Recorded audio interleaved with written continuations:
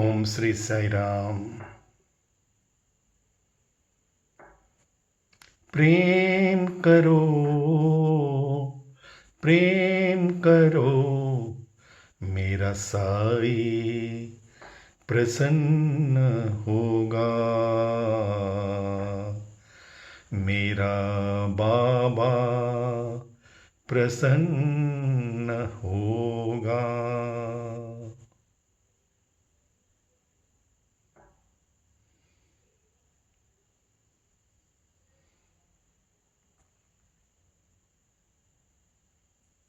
Om Shri Sai Ram.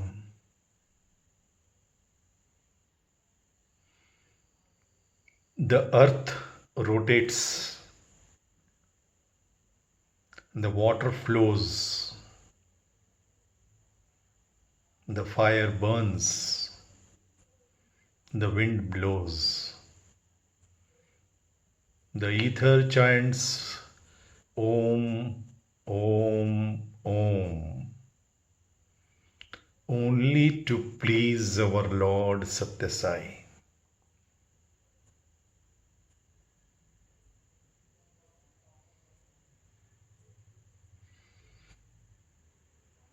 This is the first poem that Swami gave me while sitting for his darshan during 1991, I believe, yes.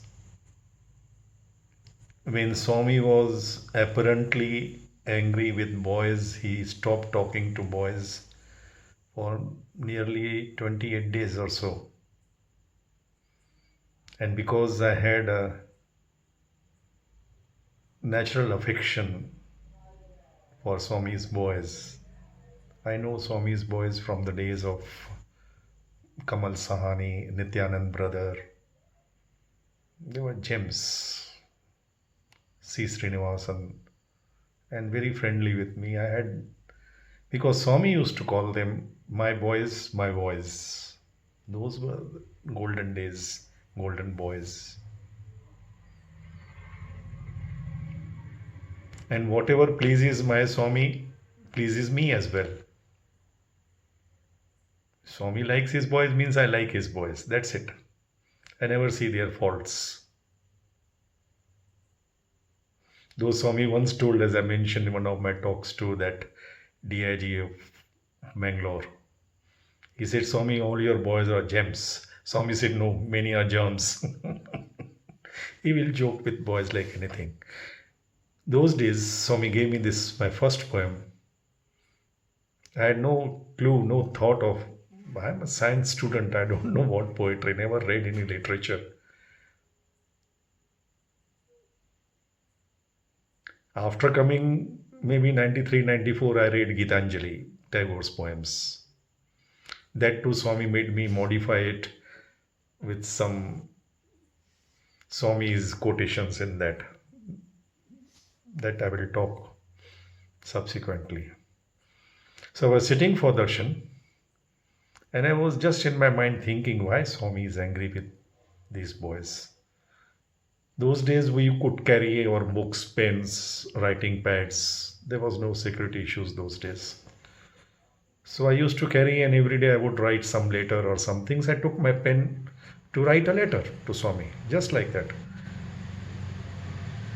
And he started giving me the poems, and he started writing through this instrument. And the title which he gave me was Please Swami, Please. Because we sitting in the crowd, we used to hear this chanting of these boys.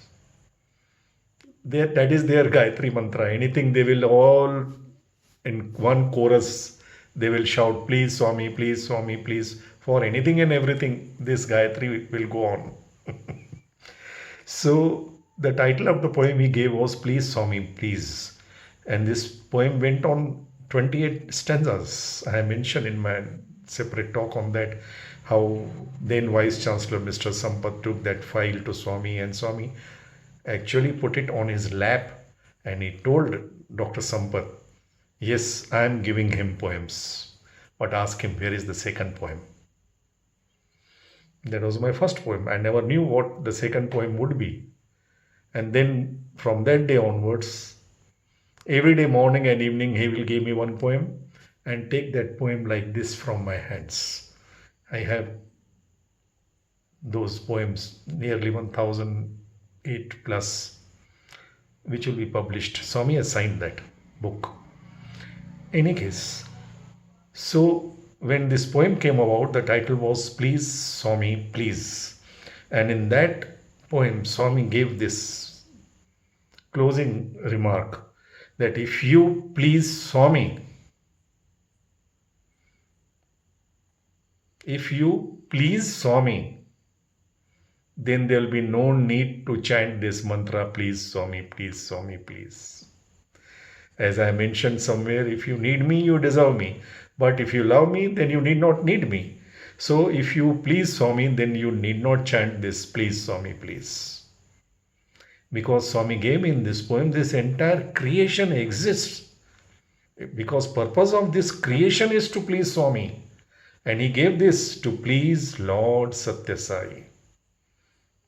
This God is very specific, very open on that. He is cosmic authority, he is Lord of the entire universe. And the purpose of this entire existence he has revealed it through those poems is to please him. And he gave this. The earth rotates, the water flows, the fire burns, the wind blows, the ether chants Om, Om, Om, only to please Lord Satyasai. What grand revelation! And he himself has revealed the secret how to please him. एक दूजे से प्रेम करो, मेरा साई प्रसन्न होगा. Love each other to please Swami. We do always the opposite. We please each other and love Swami. He says, no need to love me. I am your love. I know it.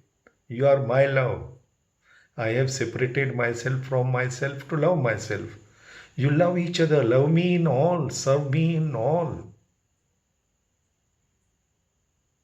We try to please each other. He says, love each other. God loves those who love each other. God even helps those who help each other.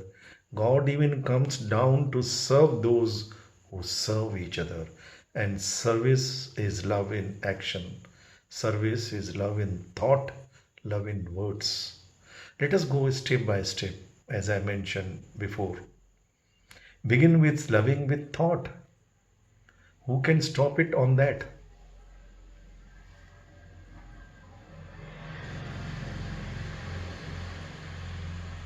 Be sure, without love, whatever else may do or omit to do. Even Swami says duty without love is deplorable. Even if we are performing our duties well, but if there is no love in performance, Swami says it is deplorable. Love without duty is divine. If you can love without any sense of duty, you love because it is your nature to love. Then it is divine.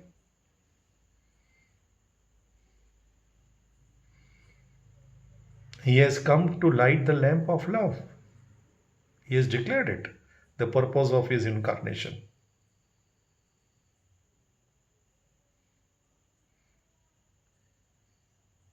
Once the light of lamp is lit in every human heart and human mind, his mission is done.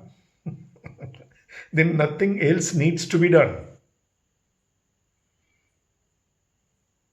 Then that loving, enlightened heart, because love enlightens. It is natural USP quality of love to enlighten. Love is the light of God, and light enlightens. So, if we can develop love in our hearts and minds gets enlightened. If we develop love in our heart, mind, and intelligence, mind is intelligence. Intelligence is discrimination above the mind. And Swami says, as senses should listen to mind, mind should listen to the power of discrimination, what we call intelligence. And intelligence is Dhiyo Yohana Prachodayat. That the intelligence be enlightened with the light of God, light of love. God is love, love is God.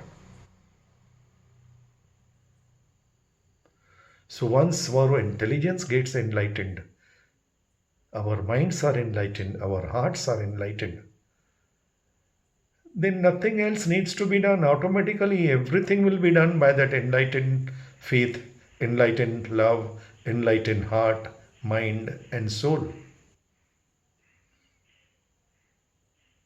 Is everything now today is programmed in totally opposite direction. Our hearts are programmed to be competitive, minds are programmed to be calculating minds, and then this evil of hatred and fear. God is love, love is fearlessness, love is hatelessness. Even among Sai devotees, we find they have this fear of some persons, some community, some religion. These are not our game, this is political games. Let them play. Sai devotees are not supposed to play that game because that is absolutely against the purpose of this avatar, the purpose of this existence, this creation.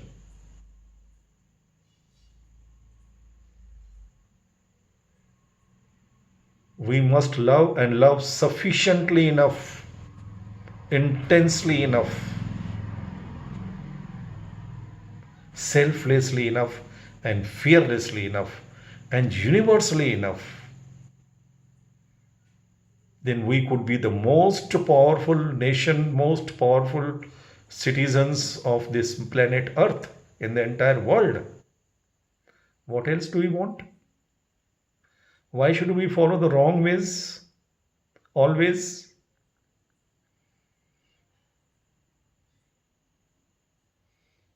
We want to set example to the world that we are the best, then we should behave best. We do the opposite. Our aims are very high, but our conduct is very low.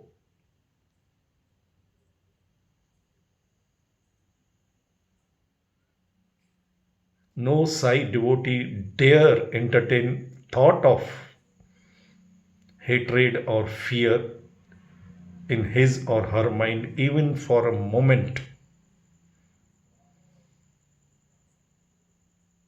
We should neither entertain nor spread nor radiate, because hatred and fear is absolutely against love, his love, his creation. Swami said, how can you please a mother if you go on ridiculing, hurting, and harming her children? Finding fault with her children all the time. You can't expect a mother to bless you for that. And man is my highest creation, all are my children. You may not believe it, but I know it, they are all are my children. Just because you don't accept it, the reality will not change. The reality, the truth is that we all are equally and essentially divine. That is the ultimate truth. Whether we know it or not, whether we acknowledge it or not, whether we accept it or not.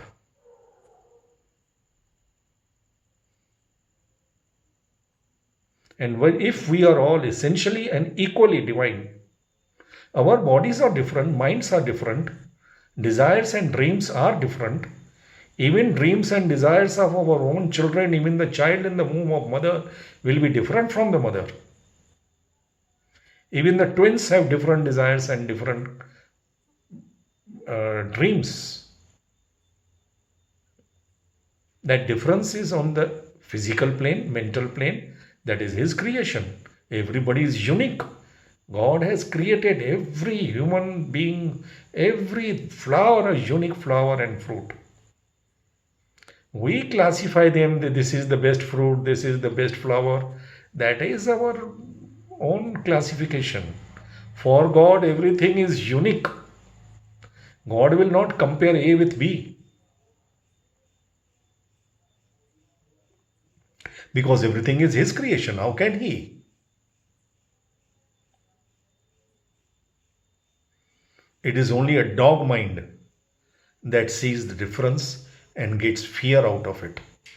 It is like, as I mentioned, a dog is thrown in a room which is made up of glass, the mirrors of different angle of refraction, the walls, the roof, the floor, the door, everything is made up of glass. When the dog is pushed inside, he finds his own image barking at him and he starts barking at his own image. Still more widely, and the game goes on. He looks left, he looks right. He sees an enemy dog everywhere. He sees enemies. In that angle of refraction is different. Then he will see a huge dog in the front, tall god in the back, small god in the right side. Different gods with different images. But nevertheless, all are its own images. But it is a dog mind. It sees the diversity in unity and keeps barking, getting frustration, getting angry with himself. They say anger is the punishment that we inflict upon our own selves for the wrongs that others have done to us. Utter foolishness. And we always call our foolishness as our sign of progress.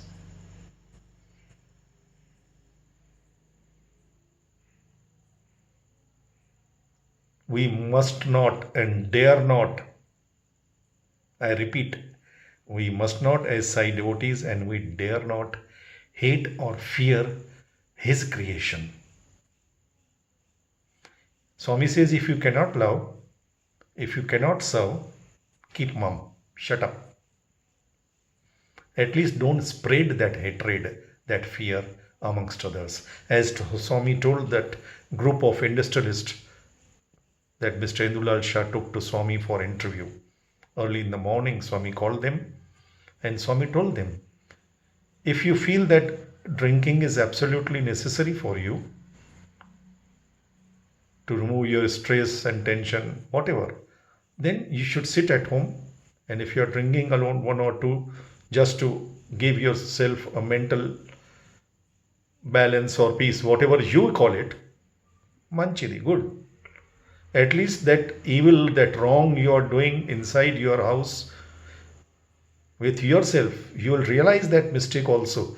But initially, okay, till you realize. But if you give parties and invite others and spread the evil amongst society, calling your friends and everybody and then indulging into wealth, woman and wine business, then you are spreading the evil. That at least you should not do. If you believe, but Swami put a rider on that. If you believe doing that also is giving you good business, giving you good clients, continue it. But don't claim that you are devotee to God and your business is being run by grace of God. Don't be hypocrite or dishonest to your own statements. Live what you truly believe in. And live actually what you truly believe in. Don't claim, then don't put then people will say, oh, being a devotee of God, he's doing this. Don't claim yourself to be a devotee. So simple. Then you can spread hatred, fear, all these negativity. That is a different ball game. Of course, you will have to play and pay for that game. But at least don't involve Swami or God or your Guru or your belief or your religion in that. No religion will teach that. Don't do that blunder, because then you are committing and you are multiplying sin. Don't spread it. Don't radiate hatred and nothing. If you believe in Swami, Swami is love. No Sai devotee should ever, in any circumstances, should indulge into this negative thoughts. Even you should not think with hatred. Think with love, Swami says. Prem karo. If you cannot think with love, cannot speak with love, if you cannot act and react with love, then you are as good as dead.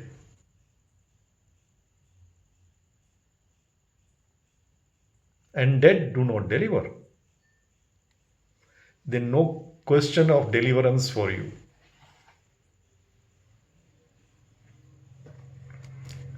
So we have to be very clear on this. Think with love. Begin with this, at least one baby step. God says, if you take one step, I take 100 towards you, even millions and billions. But if you take 0 steps, 0 multiplied by his billion steps becomes 0.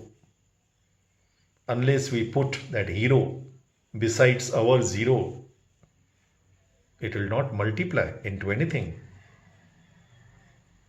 It will remain 0. So this one baby step, one commitment to God, think with love. Even if you cannot speak or deal with any person or community or any group with love, it is beyond that is our fault, not fault of that person or that community. It is our weakness that we cannot be so loving to those people. Manchidi, no problem. At least be honest. Bless them in your mind. Even if you want to transform them, suppose you want to transform your children or your cousin or brother or partner or A, B, C for that matter, or this nation or that nation. Our human mind plays tricks as if we are gods to correct others. We are born to correct others or transform others. All stupidity. That is not our business. And we should not interfere in his business. He will not allow us to do that. We are taking huge risk when we are trying to interfere into his business, his creation. We have no business to do that. We are here once, this entire cosmos, so many galaxies, so many stars, so many suns, so many moons are there. Now science has proved it. Our planet is not even this. In that this planet, 5 continents, we are in some Asia or America, whatever, America or Europe, wherever. Then this country, you can't even pinpoint in that cosmos. Then this state, this district and this taluka and this house and this person. What is our importance? We give too much importance, overestimate our own existence, our own capabilities, our own abilities, our own little achievements. Some degrees, some promotions, some power, some positions. We think that we are gods. We can do anything. Buddhi ledu. We can do nothing. We have no control on our next moment, next breath. Be sure of it. Let us be humble enough to accept this truth. Think with love. For everyone. You may not express that love if you are not capable of, or if you feel that socially it is not possible, or in your business or relationship, or even in politics. At least be loving in your heart to please him, loving in your thoughts. Bless that person whom you want to correct or transform, if at all you feel you are authorized. I don't know who has given authority to any person to correct any situation. We should get authority, and authority is directly from him. There is no lesser authority. He alone can decide. And he is not going to tell anybody to hate anybody. Be sure of it. If you think that your hating is his authority, then you are bluffing yourself.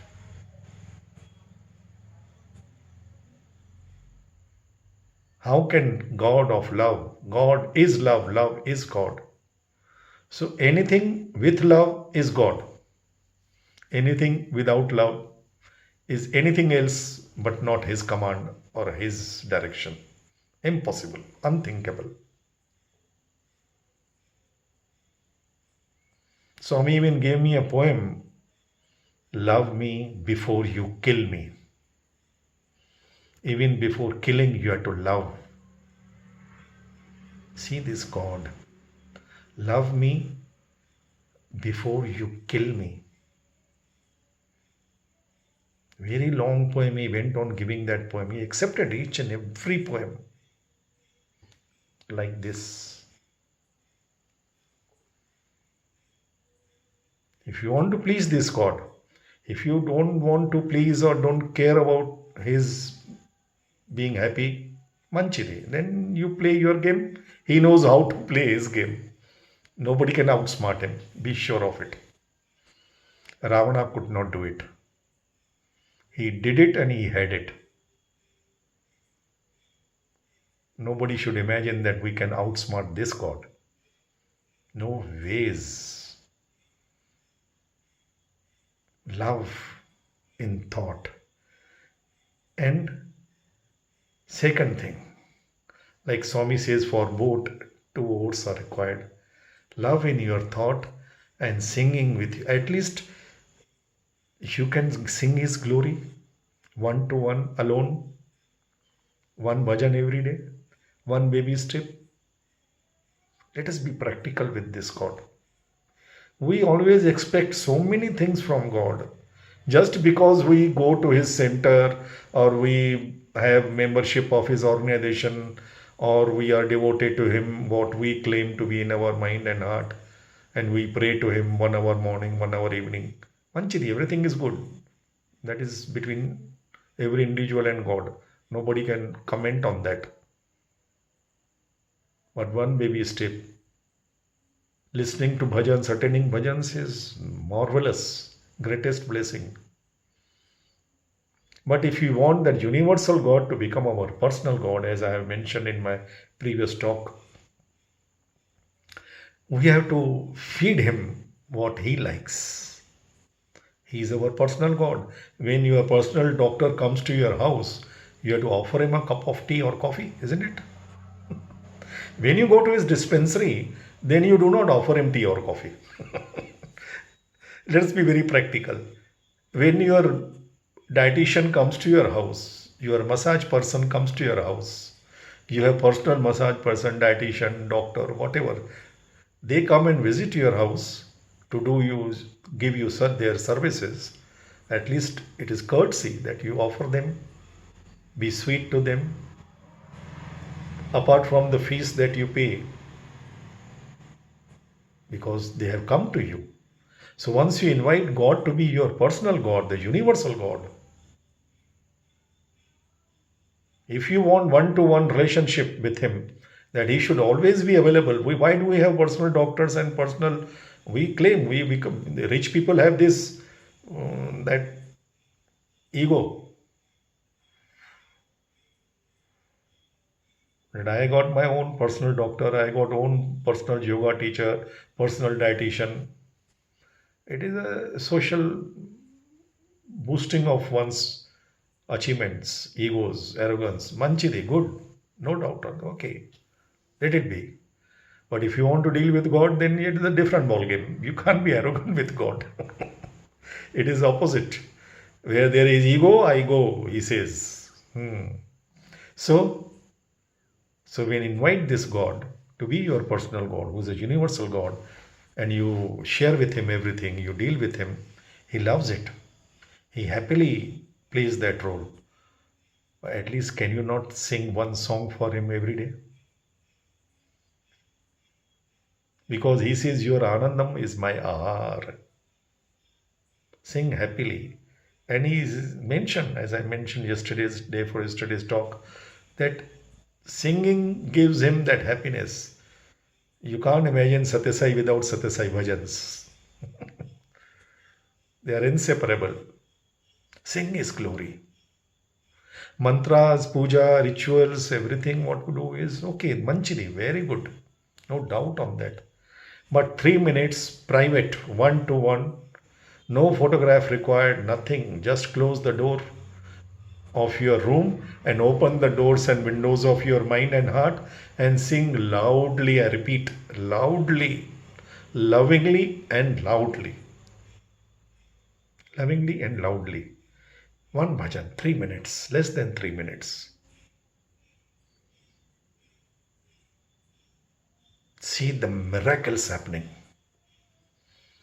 You will actually feel his unmistakable presence, unmissable fragrance around you. जय बोलो भगवान श्री सत्य साई बाबा जी की जय.